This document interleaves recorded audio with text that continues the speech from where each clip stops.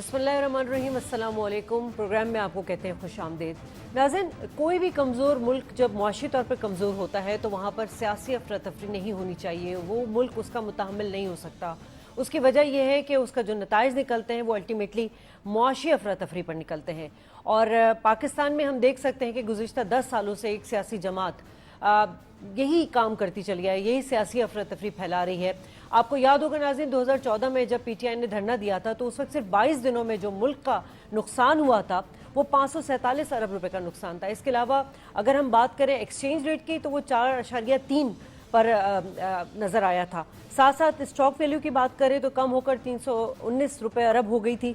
मुल्की कर्जे में 228 अरब रुपए का इजाफा हुआ था। यही पार्टी है सियासी जमात जो इस वक्त मुल्क में अपने सियासी मकासद हासिल करने के लिए एक बार फिर सियासी अफरा तफरी मचाए हुए है। लेकिन सिर्फ इस बार हुकूमत को टारगेट नहीं कर रही बल्कि इदारों को सामने लाके खड़ा कर दिया है।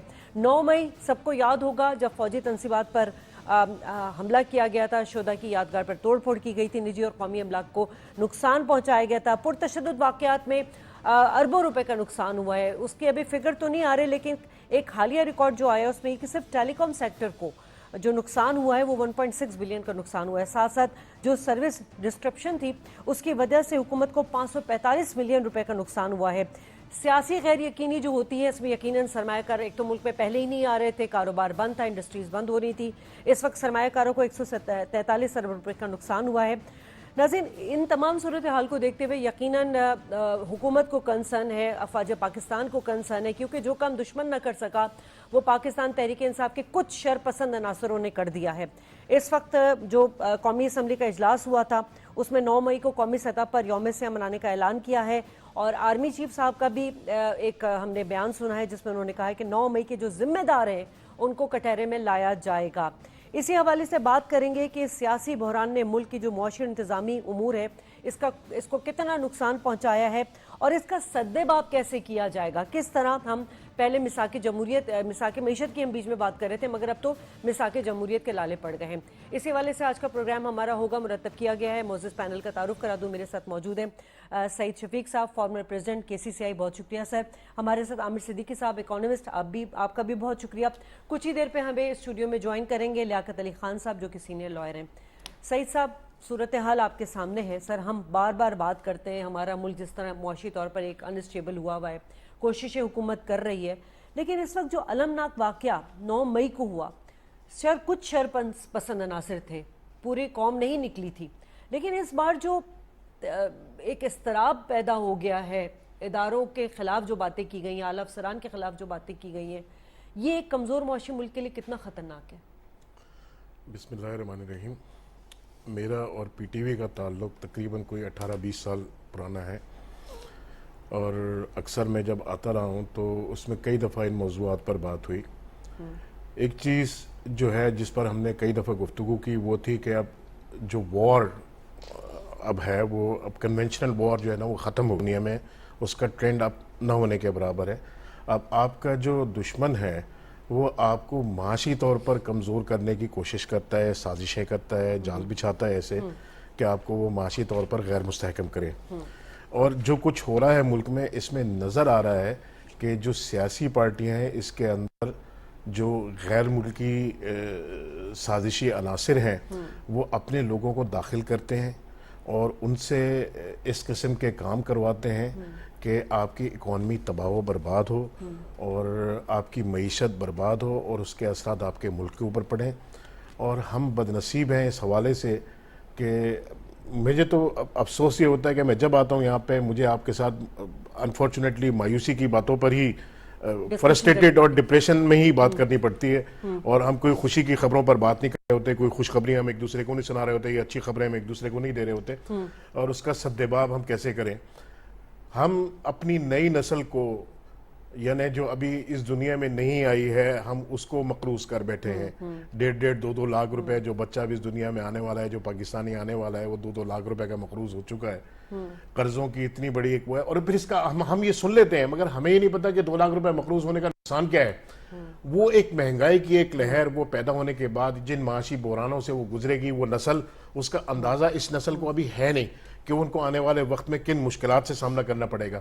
آپ قرض میں یہاں بال بال تک ڈوبے ہوئے ہیں، گردن تک آپ ڈوبے ہوئے ہیں. جب آپ قرضوں میں ڈوبے ہوں گے تو ترقیاتی کام آپ کو نصیب نہیں ہوں گے. آپ جو بیسک نیسیسٹیز، ابھی ہم یورپ کی بات کر رہے تھے پروگرام شروع ہونے سے پہلے، تو آپ جا کے وہاں ایک لائف سٹائل جو ہے ان کا وہ دیکھیں آپ، تو ایک کامن مین جو ہے، ایک عام آدمی جسے آپ مزدور طبقہ کہہ لیں یا محنت کش طبقہ کہہ لیں، اس کو جو سہولیات میسر ہیں، اس کو ماس ٹرانزٹ سسٹم میسر ہے، اس کو رہائش کی سہولیات میسر ہیں، وہ گاڑی بھی افورڈ کر سکتا ہے. وہاں دوسری چیزیں جو اس کو تفریحات کے مواقع ہیں، پارکس ہیں، رہائش ہے، یہ سب چیزیں وہ یہاں کا ایک محنت کش طبقہ ان چیزوں کو تصورات اپنے ذہن میں لے کے نہیں آ سکتا. تو اگر ہم وہ اسٹینڈرڈ آف لیونگ چاہتے ہیں اور اپنے معاشرے کو وہاں تک لے جانا چاہتے ہیں تو ہمیں کئی دہائیاں درکار ہوں گی اپنے لوگوں کو اور اپنے عوام کو وہاں تک لے جانے کے لیے. اور پھر جب حالات بہتر ہوتے ہیں یا بہتری کی طرف جاتے ہیں، آپ یہ سب ڈیپینڈ کرتا ہے آپ کے معاشی حالات پر. معاشی حالات آپ کے بہتر ہوں گے، آپ کی امپورٹ ایکسپورٹس، آپ کے ایکسپورٹس جو ہے ان کا توازن آپ کے حق میں ہوگا تو آپ کے حالات میں بہتری شروع ہو جائے گی. یہاں ہوتا ہی ہے، یہاں ذرا سے حالات بہتر ہونے شروع ہوئے، ایکسپورٹ آپ کی بڑھنی شروع ہوئی، آپ کے جلسے جلوس اور آپ کے تو اس صورتحال میں آپ اگر کمپیریٹیو بھی ہیں، آپ اگر غیر انٹرنیشنل مارکیٹ میں آپ جو پروڈکٹ سیل کر رہے ہیں وہ انٹرنیشنل مارکیٹ میں اگر آپ وہ کم قیمت پر بھی بیچ رہے ہیں تو سامنے والے کو اعتبار اس بات پر نہیں ہوتا کہ آپ کے سیاسی حالات میں غیر یقینی ہیں. وہ آپ کو آرڈر دینے سے کترائے گا کہ یار میں جس چیز کا آرڈر دے رہا ہوں یہ وقت پر مجھے ڈیلیور کر سکتے ہیں نہیں کر سکتے. نتیجہ یہ ہوتا ہے کہ آپ کی ایکسپورٹس گرتی ہیں. آج ہم ایلسیاں نہیں کھول پا رہے ہیں، آج ہم درآمدات پر ہمارے قدغن لگی ہوئی ہے، تو ہماری ٹریڈ متاثر ہو کے بیٹھی ہوئی ہے. اس ٹریڈ کے متاثر ہونے کی وجہ سے بے روزگاری آپ دیکھیں کتنی زیادہ بڑھ رہی ہے، اور مہنگائی کا ایک جن ہے جو بے قابو کے اس وقت پھیلا ہوا ہے، قابو میں نہیں آ کے دے رہا. ہماری جو معیشت ہے وہ پہلے ہی دباؤ میں ہے اور آج سے نہیں، یہ گزشتہ کچھ عرصوں سے ہے. اس کے لیے یقیناً ہم حکومت جو ہے وہ کوششیں بھی کر رہی ہے، لیکن اس وقت کوئی بھی کوشش کیا کامیاب ہو سکے گی؟ جو انسرٹنٹی، وہ تو الگ بات ہے. اس وقت تو آپ یہ سمجھیں کہ افواج پاکستان جو ہمارا پرائیڈ ہے، جس پہ ہر پاکستانی کو فخر ہے، جن کی وجہ سے ہم راتوں کو سکون سے سوتے ہیں، جن کی ناگہانی آفت ہے وہ ہمیں عوام کو جو ہے ان کو ریسکیو کرتے ہیں، باقی لوگ تو بعد میں آتے ہیں، سب سے پہلے ہماری فوج آتی ہے. اس وقت یہ اس طرح کی باتیں کرنا اور افواج پاکستان کے طرف سے صبر و تحمل کا مظاہرہ کرنا، مطلب آپ ایز این اکانومسٹ اس کو کس طرح دیکھ رہے ہیں؟ جی دیکھیں، یہ ایک بات تو طے ہے، یہ مطلب ایک اس میں کوئی لگی لپٹی نہیں ہے کہ انریسٹ رہے گا تو اس پہ سب سے پہلا جو اثر آتا ہے وہ اکنامک ایکٹیویٹی کے اوپر آتا ہے. کاروبار بند ہوگا تو ظاہر بات ہے کاروبار بند ہوگا، اس کے پیچھے جو پورا ایک ملٹی پلائر ایفیکٹ ہوتا ہے کہ ایک انڈسٹری بند ہوتی ہے، پھر جو اس کے سپلائر ہوتے ہیں ان کا کام بند ہوتا ہے، اس کے پیچھے جو سپلائر ہیں اس کا بند ہوتا ہے، پھر ہر کسی کی ایک بے روزگاری ہے. تو ظاہر ہے کہ وہ صرف ایک جگہ نہیں رکتی ہے، یہ بات جو ہے پوری طرح پھیل رہی ہوتی ہے. ایک شہر کے اندر ہنگامہ ہوگا تو جتنے بھی اس کے سراؤنڈنگ میں ہے اور پورا ملک جو ہوتا ہے اس سے بالکل متاثر ہو رہا ہوگا. اور ہمارے یہاں یہ ہوتا ہے کہ جو پولیٹیکل ایکٹیویٹیز خاص طور پہ جو ڈسٹرکٹیو ایکٹیویٹیز ہیں وہ بالکل شہر کے ان علاقوں میں ہوتی ہیں جو کہ اکنامک ہب ہوتے ہیں، اور وہ میرا خیال ہے کہ جان بوجھ کے جو ہے اسی کو ہی ٹارگٹ کیا جاتا ہے اور وہیں پر ہی جو ہے سب کچھ کیا جاتا ہے. اور اس دفعہ جو یہ صورتحال آئی ہے یہ بھی تقریباً بالکل جیسے پہلے ہوتا تھا. البتہ یہ ہے کہ اس دفعہ خاص طور سے جو نشانہ بنایا گیا ہے، جیسے آپ نے بتایا کہ وہ افواج پاکستان اور اس کو جو ہے نشانہ بنایا گیا ہے اس پہ. اب اس میں اکنامک ایکٹیویٹی کے حوالے سے اگر میں صرف بات کروں اس میں تو نقصان ظاہر بات ہے کیا کہتے ہیں سب کچھ جو ہے یہ بتا دیے گئے، لیکن اس کا یہ انڈیکیشن کچھ اس طرح کی ہوتی ہے کہ فیوچر ایکٹیویٹی جو ہے نا آپ کی بہت زیادہ متاثر ہوں گی. دیکھیں پاکستان کی اکانومی ویسے بہت نظر آ رہا ہے آپ کو بڑی ویک ہے، سب کچھ ہے، لیکن اس کے باوجود دیکھیں ان ڈیپتھ اگر آپ دیکھیں ہم نے ساری ادائیگیاں بیرونی بالکل وقت پہ کی ہیں اور پوری کی ہیں. تو اس کا مطلب یہ ہے کہ ہماری اتنی ڈیپتھ موجود ہے. اور صاحب کہہ بھی چکے کہ ہم جون تک کر بھی دیں گے ادائیگیاں. جی بالکل. تو الحمدللہ ابھی تک اتنی بھی خراب صورتحال نہیں آئی ہے، لیکن اگر یہ اس طرح کی چیزیں شروع ہو جائیں گی کہ ایک ادارہ دوسرے ادارے کے سامنے کھڑا ہو جائے اور بالکل پولرائزیشن اس طرح کی ہو جائے تو پھر ظاہر ہے کہ حالات پھر اور زیادہ قابو سے باہر ہو جائیں گے. اور اس میں دیکھیں ایک چیز اور بھی ہے ہمارے یہاں، میں بار بار اس بات کو کہتا ہوں کہ جو بھی پالیسی کے ذریعے سے نقصان، لیکن جس طرح سے ہم نے اپنے اسٹیٹ بینک آف پاکستان کو بالکل آزادی کے نام کے اوپر IMF کے حوالے کر دیا ہے، تو اس نے تو ایک ہی سب سے زیادہ بیڑا غرق کیا ہے. ورنہ اس سے پہلے بھی کچھ اس طرح کی پولیٹیکل چیزیں آتی تھیں، لیکن پھر یہ کہ ریسٹ آ جاتا تھا اور لوگ جو ہے کیا کہتے ہیں اس کو کنٹرول، جو بھی گورنمنٹ آتی تھی کر لیتی. لیکن اب کنٹرول کریں کیسے؟ اس لیے کہ وہ تو آپ اس کو پالیسی ڈکٹیٹ کر ہی نہیں سکتے کہ وہ ریاست کو ڈکٹیٹ کر رہا ہے. اس کی وجہ سے بہت زیادہ خراب جو ہے وہ صورتحال ہے اس میں. ٹھیک ہے. لیاقت علی خان صاحب نے ہمیں جوائن کر لیا ہے. بہت شکریہ سر. آپ سینئر رہنما بھی ہیں سندھ ہائی کورٹ میں اور سینئر لائر بھی ہیں. بہت شکریہ سر. ہم جو صورتحال ہے اس وقت، ایک پولیٹیکل انسٹیبلٹی پہ تو ہم بات کرتے ہی کرتے ہیں. اس سے پہلے بھی مطلب ہم نے دیکھا ہے کہ جمہوری اقدار میں مطلب ہمیں اس طرح کے اگر کہیں کہ جمہوریت کا حسن ہے احتجاج کرنا، مظاہرے کرنا، لیکن ڈیموکریسی کے لیے کو پریویل کرنے کے لیے آپ افواج پاکستان کو اس طرح استعمال بھی کریں، اور استعمال کرنے کے بعد اب جو اعلیٰ عہدیدار ہیں، اعلیٰ افسران ہیں، ان پر الزامات لگانا، فوجی تنصیبات پر حملہ کرنا. کیا کوئی جو رہنما ہوتا ہے وہ اپنے کارکن کو اس طرح گروم کرتا ہے جس طرح PTI میں ہوا ہے؟ بسم اللہ الرحمن الرحیم. سب سے پہلے تو آپ کا شکریہ. دیکھیں بات یہ ہے کہ پچھلے چند دنوں سے جس طرح ہم دیکھ رہے ہیں، دیکھیں جب سے یہ عدم اعتماد آیا، اس کے بعد ہم نے دیکھا کہ ایک گورنمنٹ چلی گئی، اس کے بعد دوسری گورنمنٹ آئی. دیکھیں جب کوئی گورنمنٹ بنی تو اس کو بھی عوام کے ووٹوں سے بنایا گیا. جب عدم اعتماد آیا تو اس وقت بھی لوگوں نے ووٹ دیے اور ایک باقاعدہ جمہوری طریقے سے ایک عدم اعتماد آئی. اس کے بعد اس سے پہلے جو بیٹھے ہوئے تھے وہ اپوزیشن میں بیٹھے ہوئے تھے. جب عدم اعتماد ہو گیا تو آپ کو چاہیے تھا کہ آپ وہاں ان بینچوں میں بیٹھتے، اپوزیشن بینچوں میں بیٹھتے، اپنا رول پلے کرتے. آپ ایک ٹائم فریم جو عوام منتخب نمائندوں نے جو ایک نیو گورنمنٹ کو دیا اس کو پورا کرنے دیتے، وہ ڈیلیور کرتے. حکومت میں اپوزیشن جماعت ہوئی بالکل ڈیفینیٹلی. اب اس کے بعد ہم نے دیکھا کہ جیسے ہی یہ گورنمنٹ کی تبدیلی ہوئی، ملک کے اندر ایک انتشار جو ہے نا پیدا کرنے کی کوشش کی گئی. جس طریقے سے الزامات لگائے گئے، کبھی سیفر کا بہانہ کیا گیا، کبھی کہا جی ہمیں نکال دیا گیا. اس کے بعد جس طرح استعفیٰ دینے کا سلسلہ ہوا، پھر ہم نے دیکھا پھر پروٹیسٹ کرنے کا سلسلہ ہوا، پھر لانگ مارچ کرنے کا سلسلہ ہوا. یہ جو سارا ماضی بتا رہا ہے، دیکھیں ایسا تو کبھی نہیں ہوا. تو یہ جو ہوا ہے بہت غلط ہوا ہے، اور اس کو میں سمجھتا ہوں کہ عوام اس کو اچھا نہیں سمجھ رہے. دیکھیں آپ ان کو ڈیلیور کرنے دیتے، سال ڈیڑھ سال جو بھی ان کا ٹین اوور بنتا تھا، اب اس کو چلنے دیتے. اب آپ جو ہے نا آخری سطح تک آپ نے اسمبلیاں ڈیزالو کر دی، اس کے بعد آپ نے لوگوں کو جو ہے نا پروٹیسٹ کی کال دی. دیکھیں آپ جتنی بھی عمران خان کی تقریریں اٹھا کے دیکھیں گے تو وہ ہمیشہ جو ہے نا اداروں کو بلیم کرتے ہیں. وہ کہتے ہیں اداروں کا ہاتھ ہے. بھائی آپ کے سامنے ایک عدم اعتماد آیا، آپ کے جو لوگ تھے آپ کو چھوڑ کے چلے گئے. معذرت کیا، صرف ایک اسٹیٹمنٹ بدلی عمران خان صاحب نے جب وہ وزیر اعظم تھے. میں ان کا انٹرویو کل میں دیکھ رہی تھی، پرانا انٹرویو جو وہ پرائم منسٹر تھے. اس وقت انہوں نے کہا کہ یہ جو اپوزیشن ہے یہ آرمی چیف پر اگر بغاوت کا الزام لگا رہی ہے تو وہ غداری کے زمرے میں آ رہا ہے، اور عمران خان صاحب اب اقتدار سے ہٹنے کے بعد یہی کام کر رہے ہیں. دیکھیں جو بھی کیا ہے انہوں نے غلط کیا ہے. اور اس کے بعد جو ابھی لاسٹلی دیکھیں جو ان کے اوپر کیسز بننے کا یہ مقصد نہیں ہے کہ آپ جائیں عدالتوں میں اس کو فیس کریں. اب اس کا یہ مطلب نہیں کہ اگر آپ کے ایک لیڈر کی گرفتاری ہوتی ہے، جس طرح آپ نے ایک جو ہے ہماری قومی تنصیبات ہیں یا جو ہماری املاک ہیں، جس طریقے سے آپ لوگوں نے اس کو نقصان پہنچایا اپنے کارکنوں کی، انہوں نے باقاعدہ ان کی میں سمجھتا ہوں کہ ان کو ٹرین کر کے ان کو بھیجا کہ آپ نے انہیں جگہوں کو جا کے جو ہے نا وہ نقصان پہنچانا. دیکھیں یہ چیز تو غلط ہے. جو ہمارا دشمن ملک نہیں کر سکا وہ ہمارے اپنے لوگ کر رہے ہیں.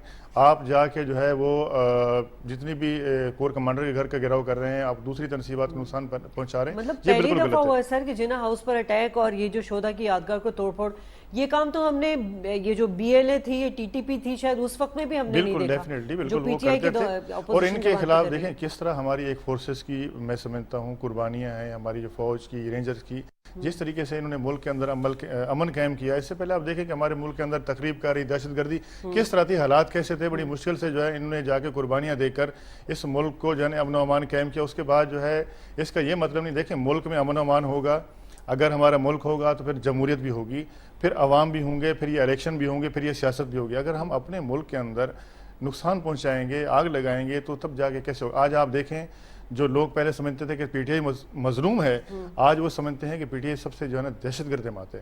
آج آپ دیکھیں کہ ہر آدمی ان کو برا بھلا کہہ رہا ہے، اور ان کے جو کارنامے ہیں، جو کام انہوں نے کیے ہیں، میں سمجھتا ہوں لوگ اس کی مذمت کرتے ہیں، اور ہر شخص اس کی مذمت کر رہا ہے کہ جو کام انہوں نے کیا ہے یا ان کے کارکنوں نے کیا ہے، یہ سب ملوث ہیں. چاہے ان کے رہنما ہوں یا ان کے کارکن ہوں، یہ سب ملوث ہیں. جو نا آج آپ دیکھیں کہ لوگ جو ہے، میں کل ہی دیکھ رہا تھا کہ جہاں جہاں ان کے پوسٹر ہیں، ان کے بینرز ہیں، لوگ جو ہے نا اتار رہے ہیں اور ان سے نفرت کا اظہار کر رہے ہیں. اور میں سمجھتا ہوں کہ ان کو ہوش کے ناخن لینے چاہیے. اور جو اس وقت لا انفورسمنٹ ایجنسیز کر رہی ہیں، جو گورنمنٹ کر رہی ہیں، بالکل صحیح کر رہی ہیں، کیونکہ اگر ایسا نہیں کریں گے تو آج انہوں نے کیا ہے، کل کوئی اور کرے گا. اچھا صحیح صاحب، ہم اس سے پہلے جتنے بھی ہماری پروگرام کی ڈسکشن ہوتی تھی وہ یہی ہوتی تھی کہ انسرٹینٹی ہے، لیکن حکومت کو چاہیے کہ وہ اپنے کام پر فوکس کرے اپنی اکانومی کو بہتر کرنے کے لیے. یہی ڈسٹریکشن اب ہمیں اپنے ادارے میں، مطلب اب آرمی چیف صاحب کا بھی کل کا اسٹیٹمنٹ ہے، اس سے پہلے IS پہ بھی بات کر چکا ہے. 9 مئی کو سیاہ دن کے طور پر منایا جائے گا. مطلب یہ کتنا بڑا نقصان اس وقت پاکستان کا ہے کہ مطلب عمران خان کی بات کریں تو ایک لڑائی کو مول لینے کے لیے انہوں نے بیساکھیوں کی ضرورت، پہلے وہ اسلامی ٹچ دے رہے تھے، اب انہوں نے افواج پاکستان کو ٹارگٹ کیا، پھر ہمارے فوجی عہدیداروں کو ٹارگٹ کرتے رہے.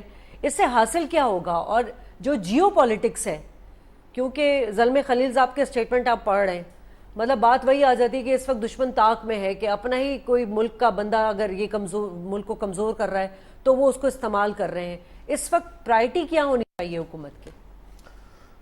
دیکھیں، جو اسٹیپ لیا گیا، میں تو یہ ایکسپیکٹ کر رہا تھا کہ جو انتہا پسندی ہوئی اور جس طرح جو چیزیں انتہائی ایز پاکستانی، میرے لیے بھی، آپ کے لیے بھی اور ہر پاکستانی کے لیے وہ چیزیں قابل احترام تھیں. ہماری شہداؤں کی یادگار تھی جن کی بے حرمتی کی گئی، انتہائی قابل مذمت ہیں. وہ ہمارے ہیروز تھے اور میں شاید بہت ساری چیزوں پر کمنٹس کر سکتا ہوں، ان پر کریٹیسائز کر سکتا ہوں، مگر میں اپنی افواج پاکستان پر کسی قسم کی تنقید یا ان کی جو ہے نا وہ میں برداشت نہیں کر سکتا، کیونکہ وہ ہماری آخری لائن ہے اور ہمارے تحفظ جو ہے نا وہ ہمیں امن اور سکون اور چین اور سلامتی جو ہے نا شاید اس میں نظر آتی ہے.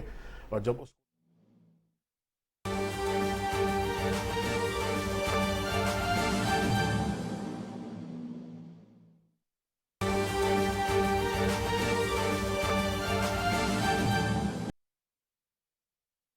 اب دیکھیں، اگر کسی جلسے میں، جلوس میں آج آپ نے سوشل میڈیا کا سہارا لے کے آپ اگر 2-4 لوگ فوج کو کوئی غلط کہہ رہے ہیں یا اس کو برا بھلا کہہ رہے ہیں تو اس کا یہ مقصد نہیں ہے کہ جو ہے نا وہ فوج ہماری خراب ہے.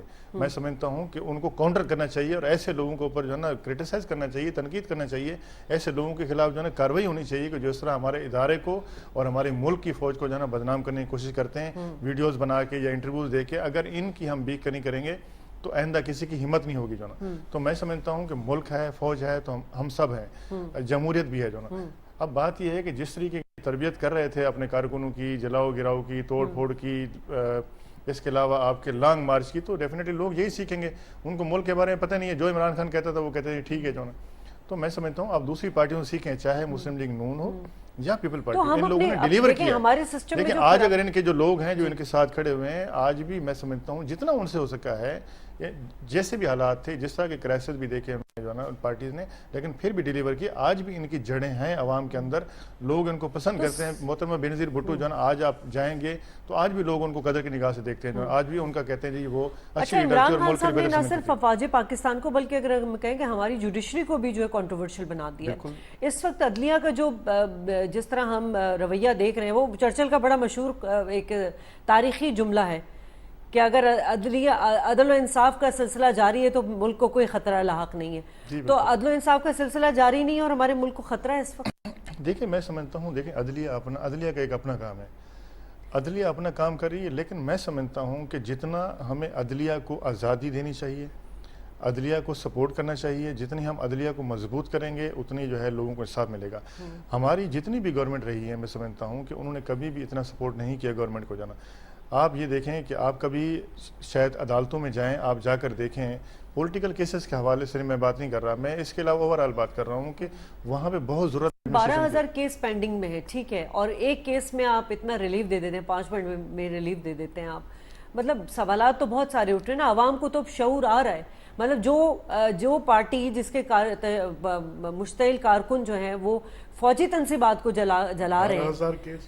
نہیں، ایسا نہیں ہے. دیکھیں، ایسا نہیں ہے. میں سپریم کورٹ کی سپریم کورٹ کی بات کر رہی تھی. سر، ان کو اگر جس پارٹی کے کارکنان نے جلاؤ گراؤ کیا، اس کا لیڈر جب آتا ہے اور اگر معذرت کے ساتھ کہا جاتا ہے کہ آپ کو دیکھ کر خوشی ہوئی، تو پھر مجھے ملزم کو دیکھ کر خوشی ہونی چاہیے.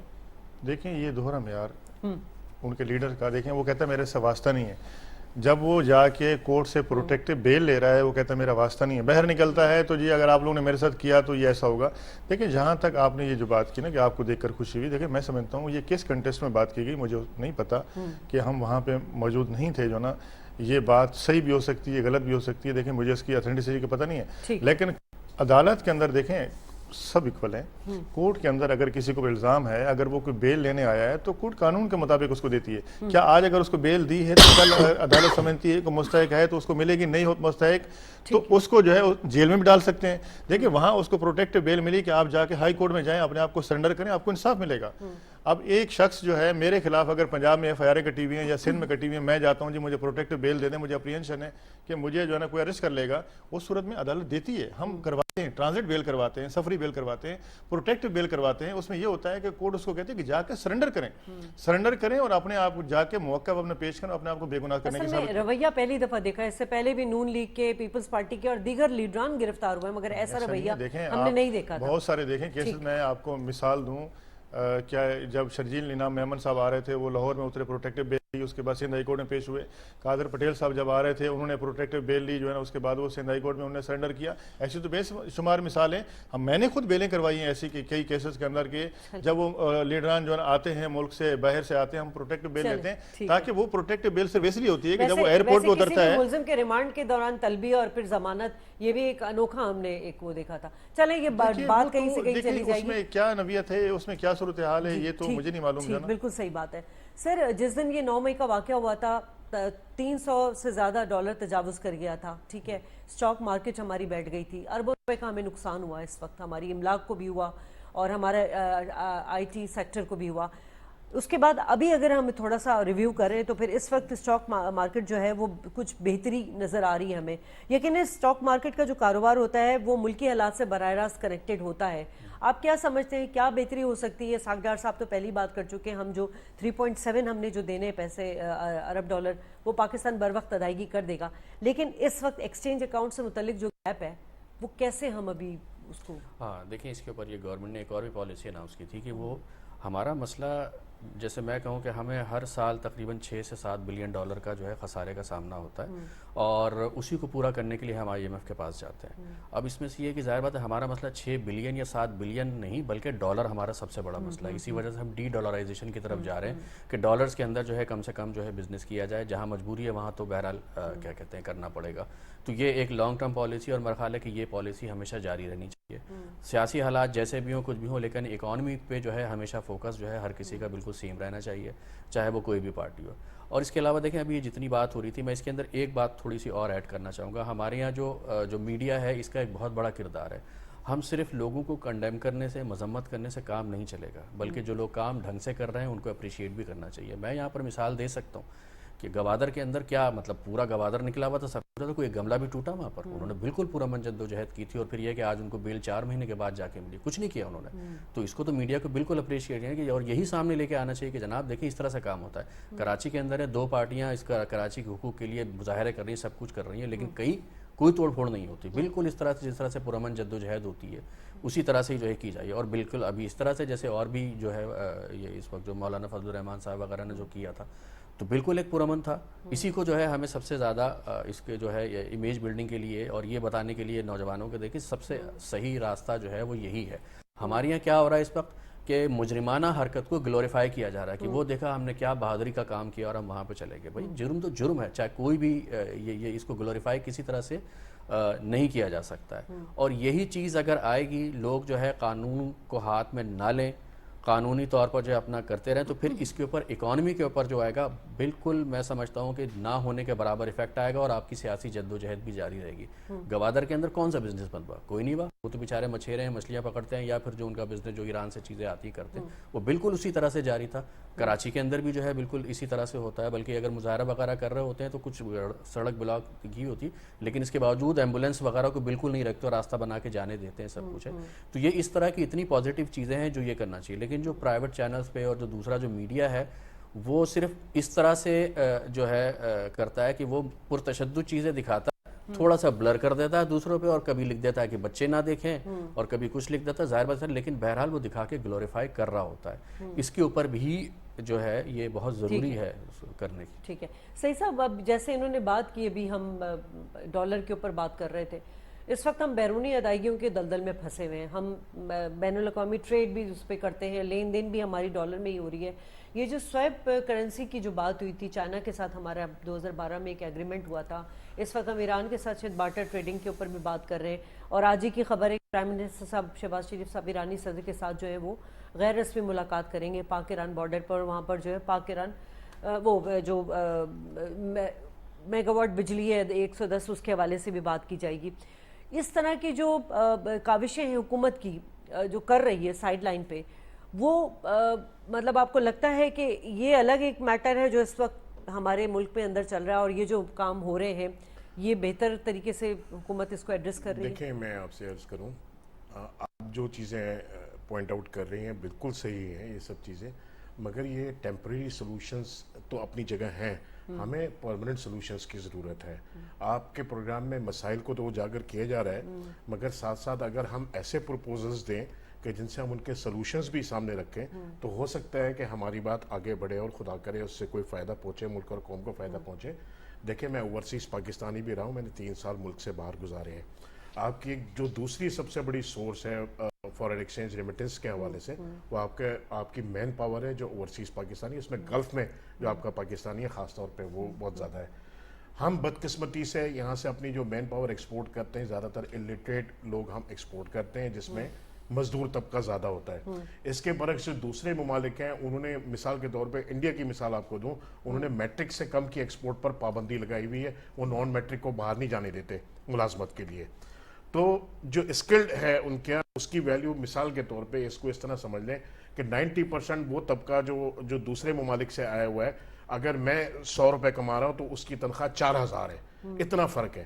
تو ہم کم لوگوں میں زیادہ پیسے کما کے وہ کر سکتے ہیں. اور پھر جو پڑھا لکھا ہوتا ہے اس میں شعور بھی ہوتا ہے, اور وہ شعور ہونے کی وجہ سے تھرو پراپر چینل استعمال کرتا ہے. وہ طبقہ جو کم پڑھا لکھا ہے وہ صرف چند پیسے زیادہ کے لالچ میں کرتا یہ ہے کہ وہ گرے چینلز کو یوز کرتا ہے اور حوالے کو استعمال کرتا ہے. آپ 10 سے 12 بلین ڈالرز ایکسٹرا ریمیٹنسز لے سکتے ہیں کہ اگر آپ اس پہ کوئی قابو پائیں, کوئی اسکیم بنائیں, کوئی انسینٹیوز دیں ان کو, تو آپ اس گیپ کو پورا کر سکتے ہیں. میں دعوے کے ساتھ یہ بات کر سکتا ہوں, میں نے بڑی تحقیق کی اور ریسرچ کی ہے اس چیز کے اوپر. دوسری بات آ جائیں ان باتوں کے اوپر جو ابھی ہم سیاسی معاملات پر بات کر رہے تھے. انفارچونیٹلی ہمارے یہاں سیاست کا کوئی معیار نہیں ہے. ہمارے اور آپ کے گھروں کا کلچر, ایک کامن مین ہمارے پاس یہاں بیٹھے ہوئے ہیں, ایک عام آدمی ہے, عام شہری ہیں, عام پاکستانی ہیں. ہم اپنے گھروں میں اگر سیاست کی بات کریں نا تو عامر صاحب کے والدین, ان کے پیرنٹس, ان کی ماں, ان کے باپ فوراً کو نہیں کوئی ضرورت نہیں ہے سیاست میں جانے کی, دور رہنا. لیاقت بھائی پولیٹکس میں ہوں گے, ان کے گھر والے خوشی سے ان کو اجازت نہیں دیں گے اس چیز کی. یہی چیز آپ کے ساتھ اور یہی چیز میرے ساتھ ہے. کیا برائی ہے ایسی سیاست میں؟ مسئلہ یہ ہے کہ آپ نے ایک طبقے کو جو ہے نا وہ آنے دیا اور ایک طبقے کو آپ نے دور کر دیا. آپ کے 35 سے 40% لوگ جو ہے نا وہ الیکشن میں ووٹ ڈالتے ہیں, ووٹ کاسٹ کرتے ہیں, اور وہ اپنے مفادات کی جنگ کے حصول کے لیے وہ الیکشن میں پارٹیسپیٹ کرتے ہیں. میری نظر سے پریزیڈنٹ روزویلٹ کا ایک اقوال میں ان کے دیکھ رہا تھا تو ایک کال پہ نظر پڑی. اس نے کہا کہ آپ اگر سیاست میں حصہ نہیں لیں گے تو آپ اپنے سے کمزور کو اپنا حکمران بنا لیں گے. تو لوگوں کو آپ یہ چاہیے کہ آپ اس طرح کا سیاسی شعور نہیں ہے نا, سیاسی تربیت نہیں ہے نا, سیاسی شعور آپ اسٹرکچرلز ریفارم کریں. آپ قومی اسمبلی میں بیٹھے وہ ہوئے بھی سیاست کی نظر ہوا. آپ اسٹرکچرلز ریفارم کریں. آپ کے 300 لوگ جو قومی اسمبلی میں بیٹھے ہوئے ہیں, جب کوئی قانون سازی ہوتی ہے تو بہت معذرت کے ساتھ, کوئی برا نہ مانے, کل کو مجھے بھی نہ پکڑ لے کوئی, بھائی آپ ضمانت کرا دیجیے گا, تو ان میں سے بھی شاید 270 کو وہ چیز نہیں آتی ہوگی کہ انہوں نے کیا چیز پاس کی ہے, میری بہت معذرت کے ساتھ. تو آپ کا وہ طبقہ جو آپ کی نمائندگی اسمبلیوں میں کرتا ہے اس کو یہ نہیں پتا کہ وہ کیا چیزیں پاس کر رہا ہے, اس کو کیا چیز پاس کرنی چاہیے, کیا نہیں کرنی چاہیے, تو آپ کیا ڈیلیور کرو گے؟ تو آپ کو اگر انقلاب چاہیے اور آپ کو ریولوشن چاہیے اور آپ کو تیزی کے ساتھ ترقی کی راہ پر گامزن ہونا ہے, تو سب سے پہلے ڈیموکریسی کی بات آپ کرتے ہیں تو آپ کو اپنی ڈیموکریسی کے لیے اسٹرکچرز ریفارم کرنی پڑیں گی, پولیٹیکل کلچر جو ہے اس کو سدھارنا پڑے گا. اور اس میں جو اس وقت کے حالات ہیں, جو سب سے فکر مند لمحہ ہے میرے لیے, وہ یہ ہے کہ آئندہ جس نے آنے والے وقت میں آپ کی باغ دوڑ سنبھالنی ہے, ملک کی ذمہ داریاں جس نے اٹھانی ہے, جو نوجوان, جو ٹیلنٹڈ ہے, جو پڑھا لکھا ہے, سمجھدار ہے, وہ شاید ملک کے مستقبل سے مایوس ہو کے بہت بڑی تعداد میں مائیگریٹ کر رہا ہے اور جا رہا ہے یہاں سے. تو یہ بات میرے لیے بہت مایوس کن ہے. تو لیاقت صاحب یہ جو ہم نیشن امیج بلڈنگ کی بات کر رہے ہیں یا ہم سوسائٹی میں بہتری کے لیے بات کر رہے ہیں، اس کو کس طرح مطلب ہم اویئرنیس پبلک میں دے سکیں؟ کیونکہ بات وہی آ جاتی ہے کہ جو ہمارے سیاستدان سیاست کر رہے ہیں وہ ڈرائنگ روم کی سیاست ہے، وہ جمہوری سیاست نہیں ہے. اور یہ میں نے وہی جیسے سہیل صاحب سے بات کی تھی کہ یہ برسوں کی بات نہیں، اشروں کی بات ہے. یہ دیکھیں بالکل صحیح آپ نے کہا کہ اویئرنیس بہت ضروری ہے، اور کافی حد تک میں سمجھتا ہوں کہ لوگوں کے پاس اویئرنیس آ بھی گئی ہے. اور جو لوگ جو ہے نا کل تک کہتے تھے دوسرے لوگ غلط ہیں ہم ٹھیک ہیں، آج وہ اس بات کا ریئلائز بھی کر رہے ہیں کہ ہم غلط تھے جو ہے نا، اور ہمیں اس ملک کے لیے سوچنا چاہیے.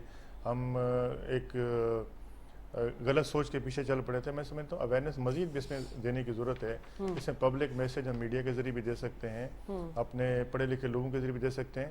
دیکھیں اویئرنیس سے یہ ہوگا کہ محلے کی سطح پہ ہو یا علاقے کی سطح پہ ہو، اس سے لوگوں کو جب تک ہم ایجوکیٹ نہیں کریں گے، ان کے رائٹس نہیں بتائیں گے، اس ملک کے بارے میں نہیں بتائیں گے، اس ملک کی قربانی کے بارے میں نہیں بتائیں گے، اپنے اداروں کے بارے میں نہیں بتائیں گے، تو میرے خیال میں اس وقت تک لوگوں کو جو ہے نہیں پتہ. اور میرے خیال میں ان کو پتہ چلنا چاہیے. اب کافی حد تک ان کو چل بھی گیا ہے پتہ جو نا.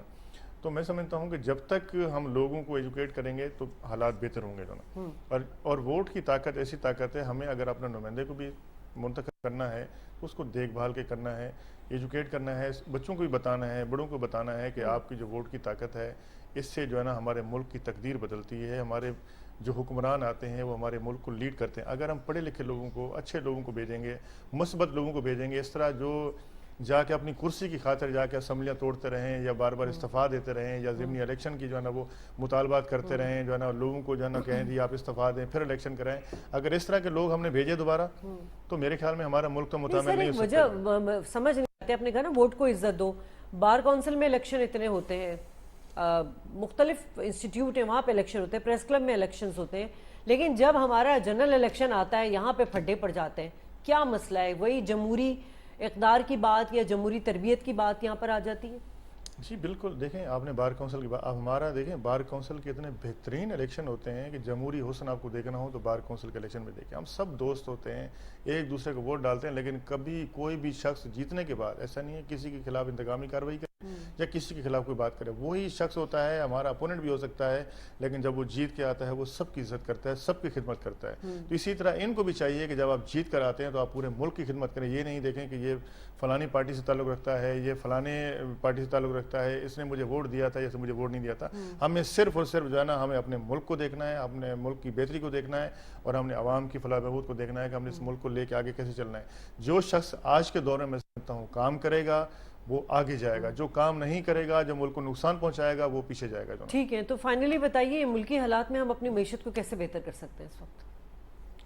جی جیسے میں نے کہا اس کے اوپر کہ یہ امن و امان تو بہرحال کیا کہتے ہیں ضروری ہے، اور اس میں سب سے بڑی چیز تو یہی ہے کہ تمام پارٹیوں کو کرنا پڑے گا. لیکن جیسا ابھی نظر آ رہا ہے کہ ظاہر بات ہے ایسا نہیں، اس لیے کہ ان کا سب سے پہلا وہ کہتے ہیں کہ جناب گورنمنٹ کا سب سے ویک پوائنٹ کیا ہے کہ ان کی اکانومی کو متاثر کرو تو شاید یہ جو ہے حکمرانوں پہ دباؤ ڈالیں گے. حالانکہ سارا کا سارا افیکٹ کس کے اوپر آ رہا ہے؟ ظاہر ہے کہ عوام کے اوپر آ رہا ہے، اور عوام کے اندر بھی اویئرنیس آنے کی ضرورت ہے کہ جو لوگ اس طرح کی ڈسٹرکشن کر رہے ہیں وہ اصل میں حکومت کو کمزور نہیں کر رہے ہیں بلکہ آپ کی اکانومی کو جو ہے وہ کمزور کر رہے ہیں. اچھا اس میں ایک چیز اور بتا دوں میں آپ کو کہ یہ ایک الیکشن ریفارمز اور یہ سب کی بات ہو رہی ہے یہاں پر کہ اس کو بھی بہت زیادہ اس کے اوپر فوکس کرنے کی ضرورت ہے. آپ دیکھ لیں کہ قومی اسمبلی میں اس وقت ہماری جو صورتحال ہے، آپ ہو سکتا ہے آپ لوگ مجھ سے ڈس ایگری کریں اس کے اوپر، 40% کے قریب تو وہ کیا کہتے ہیں صرف ریپرزنٹیٹیو جو کہ نان الیکٹڈ ہیں. اتنا اچھا خاصا خرچہ جو ہے ہمارا صرف جو ہے ان کے اوپر جا رہا ہے اس پہ.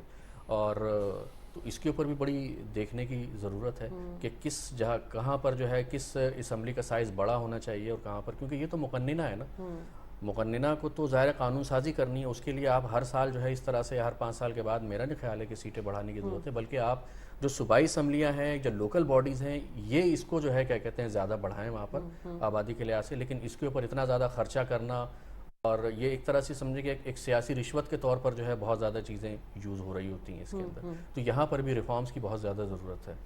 اچھا اسحاق ڈار صاحب نے تو کہا ہے کہ جی ہمیں کوئی ایسا پرابلم نہیں ہے اس وقت، ہم ڈیفالٹ ہونے کی کسی پوزیشن میں نہیں، جون تک ہماری ادائیگی بھی ہو جائے گی.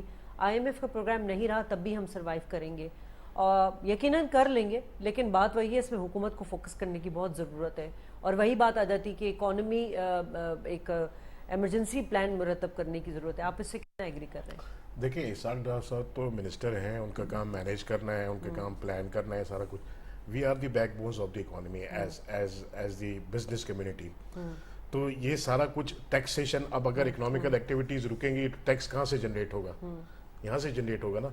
मैं 2 दिन पहले पाकिस्तान के अपने जो स्टेटिस्टिक्स आते हैं न्यूज़ में, उनमें देख रहा था तो हर चीज़ का ग्राफ जो था वो माइनस में जा रहा था प्रोडक्शन के हवाले से, कि सिगरेट की प्रोडक्शन जो है उसमें इतना हो गया, वुडन जो प्रोडक्ट्स थी उसमें 66% माइनस में था।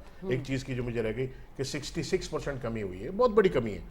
तो आप हमें, मैंने आपको 2-3 चीज़ें जो बताई उसमें सबसे अहम ये है कि आप इसको फोकस करें। ये जो ओवरसीज पाकिस्तानीज वाला मसला है, आपको इंशाल्लाह इमीडिएटली रिलीफ मिलेगा। टेम्परेरी सोल्यूशन ज़रूर आप देखें उसको, मगर हमें परमानेंट सोल्यूशंस की भी ज़रूरत है। हमें बुरानों से निकलना है, और एज पाकिस्तानी हमें यहाँ रहना है, हमें जीना है, हमें मरना भी यहीं है। तो हमें जहाँ मरना है उसके लिए हम अपने मुल्क के लिए, वतन के लिए जो कर सकते हैं इंशाल्लाह ताला ज़रूर करेंगे, मरते दम तक करेंगे। हमें और फिर इस कौम को, बदकिस्मती से बहुत कम लोग जो हैं वो टैक्स पेयर हैं, और यहाँ भी इन मामलात में पेचीदगियाँ हैं, इनको भी रिजॉल्व होना चाहिए। सिर्फ एक शहर पर और एक तबके पर आप जो बोझ डालते हैं, मैं इससे भी इख्तलाफ करता हूँ। हर वो आदमी जिसकी इनकम है, आमदनी है, वो अपना शेयर डाले। दूसरा, लोग जो ये समझते हैं कि मुझे टैक्स के बदले क्या मिलता है, तो हो सकता है कुछ अरसे तक उसे ना मिले।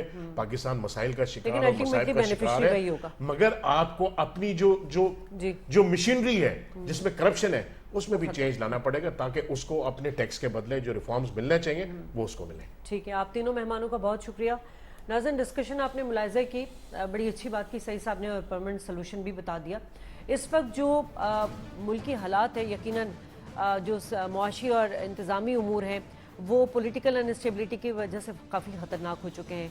हुकूमत अपना काम कर रही है, हम सबको अपना हिस्सा डालना चाहिए। और सबसे बढ़ के अफवाज पाकिस्तान एक ऐसा इदारा है जो न सिर्फ मेरी और आपकी प्रोटेक्शन करता है, पूरे मुल्क की प्रोटेक्शन करता है। ये हमारा प्राइड है। पाकिस्तान जिंदाबाद। अल्लाह हाफ़िज़।